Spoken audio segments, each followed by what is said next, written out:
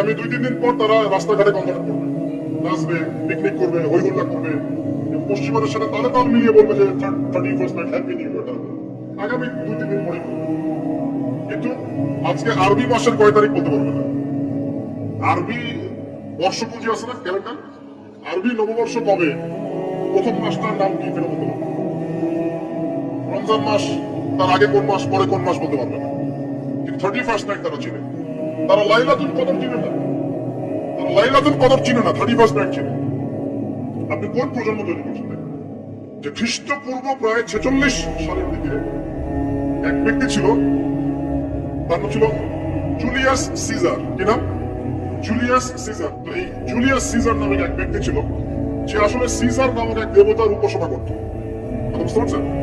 ওদের অনেক দেবতা ছিল, এরকম একটা দেবতার নাম ছিল সিজার। ওর নামে সে নামকরণ রেখেছে জুলিয়াস সিজার। এই নক্ষত্র পূজারী ছিল, তারা পূজা করত। কথা বুঝতে পারছেন? তো তারার পূজা যে করে সে কি তাওহীদপন্থী না মুশরিক?